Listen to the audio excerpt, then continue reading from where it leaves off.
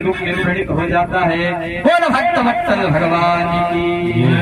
इस प्रकार से इंद्र को मारने वाला नहीं, इंद्र से मरने वाला प्रकट हो गया। बोले कौन? बोले वृत्रासुर नाम का असुर प्रकट हुआ। वृत्रासुर जन्म लेते इतना विकराल स्वरूप हो गया और इंद्र को मारने के लिए गया, पूरे स्वर्ग पर आक्रमण करके स्वर्ग पर अधिपति बन गया वृत्रासुर।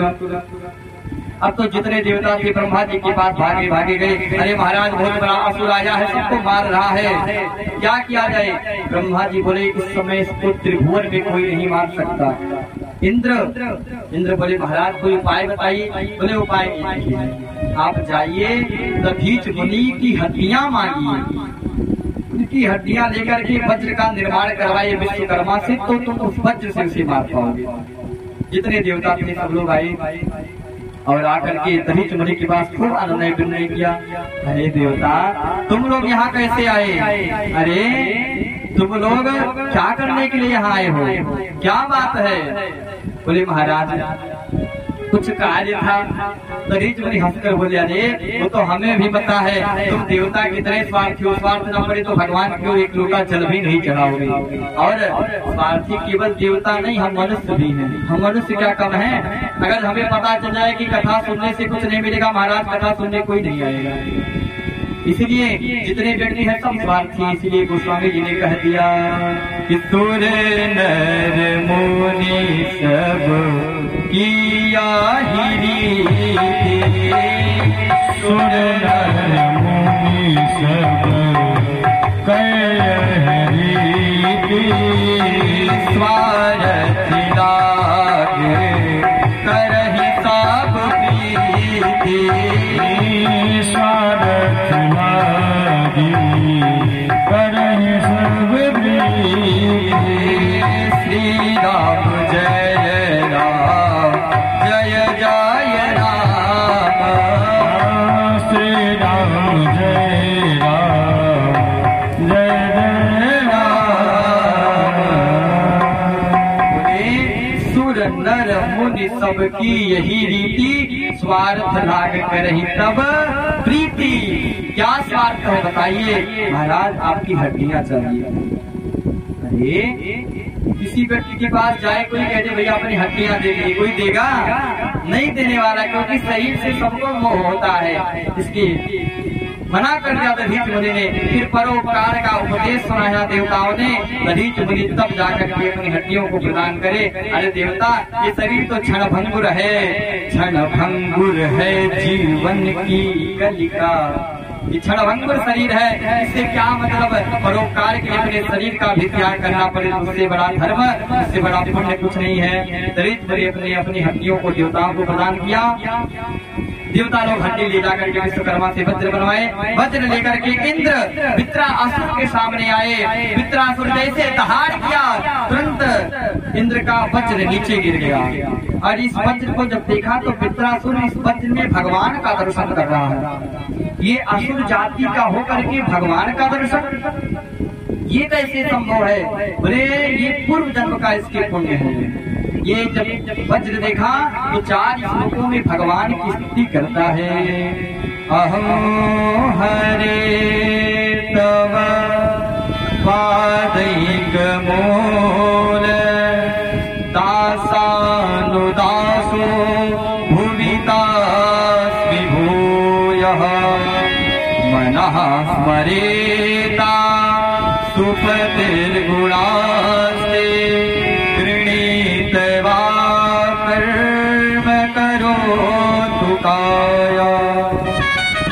इतना प्यारा श्लोक है कि वृत्रासुर कहता है प्रभु मैं इतना अधर्मी हूँ, इतना तामसी शरीर में जन्म लिया हूँ कि मैं आपका पार नहीं पार सकता, मैं आपको प्राप्त नहीं कर सकता। लेकिन हे प्रभु अहम हरे तव पादैक मूल, मैं आपको तो नहीं पकड़ सकता, लेकिन जो आपको पकड़ के रखे हैं जैसे किसी व्यक्ति को करंट लग रहा हो, किसी व्यक्ति को, और कोई व्यक्ति जाकर के उस व्यक्ति को पकड़ ले, उसको भी उतना ही करंट लगेगा, और कोई तीसरा जाए दूसरे को पकड़े, उसको भी उतना करंट लगेगा। इसी प्रकार हे प्रभु, हम आपका चरण तो नहीं पकड़ सकते, लेकिन जो आपका चरण पकड़े हैं और जो उस भक्त का चरण जाकर के पकड़ ले, मैं उस दूसरे भक्त का भी चरण पकड़ लूं तो भी मेरा कल्याण हो जाएगा। मुझे उसका दास तो बना दीजिए। दासानुदासो भुविदास विभूयः। कितना भक्तिपूर्ण बात कर रहा है ये प्रभु। और हे प्रभु, मैं ये कोई बनावटी बात नहीं कर रहा हूँ, मैं मन से कह रहा हूँ, मैं मन से आपका दास बनना चाहता हूँ। मनः स्मरेता सुपतेर्गुणास्ते गृणीत वा कर्म करोतु काया। और हे प्रभु, मैं किसी कामना से आपका भक्त नहीं बनना चाहता। लोगों के मन में कामना होती है ना, फलाने इनाम का पूजन किया जाए तो ये फल प्राप्त होगा, ये कथा सुनी जाए तो इस प्रकार का फल प्राप्त होगा। हे प्रभु, मेरे मन में कोई कामना नहीं है, मुझे मोक्ष स्वर्ग ये सब की कामना नहीं है कि मैं आपके शरण में जाऊं तो मुझे ये प्राप्त हो, नहीं चाहिए मुझे ये।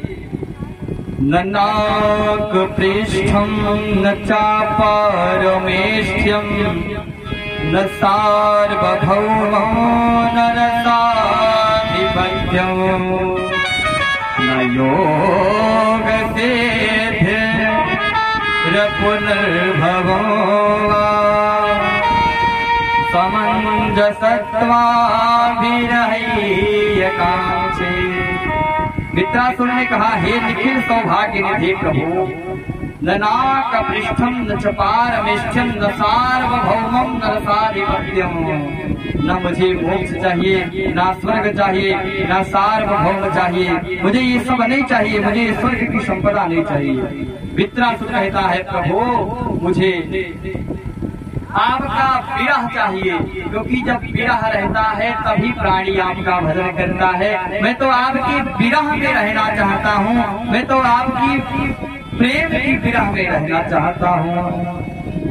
और हे प्रभु, जैसे ये वैष्णव भक्त लोग आपको याद करते रहते हैं, मैं इस प्रकार से आपका भक्त बनना चाहता हूँ और इस प्रकार से आपको याद करना चाहता हूँ। पल पल आपको याद करता रहो, हर पर तुम्हारी याद आती रहे राघव, हर एक क्षण आपकी याद आती रहे। अजात पक्षा उदाहरण दे रहा है कि किस प्रकार से आपको याद करूं। अजात पक्षा इव मातरं खगाः स्तन्यं यथा वत्सतरा क्षुधार्ताः प्रियं प्रियेवाभ्यसुतं विषण्णा मनोरविन्दाक्षदिद्रेक्षते त्वाम्। हे प्रभु, मैं आपको इस प्रकार से याद करूं जैसे कोई पंछी है, पंछी का नन्हा सा छोटा सा कोई आजाद पंछी हो, कोई आजाद नन्हा सा पंछी हो। जब वो पंछी अपने बच्चों के लिए सुंदर सुंदर भोजन लाने जाती है, तो जब तक वो पंछी उड़ करके घोंसले में ना आ जाए तब तक वो पंछी ची ची ची ची करते रहते हैं अपनी माँ की याद में। प्रभु, इस प्रकार से मैं आपको याद करता रहूं, या हे प्रभु इस प्रकार से आपको याद करूं जैसे अस्तन्यम यथा वत्सतरा क्षुधार्ता। जैसे कोई गऊ हो, गऊ जब चरने के लिए चली जाती हैं तो जो छोटे छोटे बछड़े खूंटे में बंधे रहते हैं, जब तक गऊ माता आ न जाए तब तक वो बछड़े चिल्लाते रहते हैं।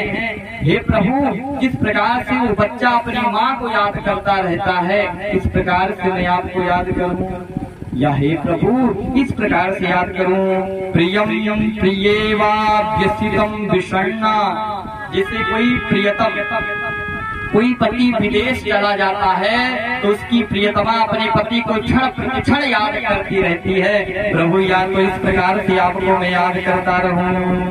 मनोरविन्दाक्ष दृदृक्षते त्वाम्।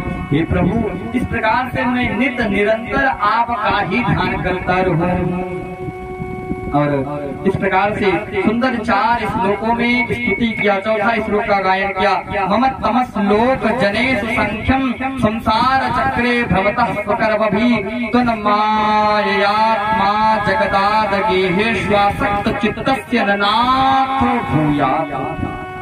प्रभु वित्रासुर स्तुति करते हुए बोले, जन्म मरण चाहे जितने भी हो प्रभु, ये शरीर है, शरीर पा करके हम लोगों का जन्म और मरण तो होता रहता है। इस प्रकार से बोले कभी जन्म लिए कभी मनुष्य बने तो मरना पड़ेगा, क्योंकि संसार चक्र में आए हैं और ये संसार है क्या, बोले वृद्ध लोग इसमें आना और जाना लगा रहता है।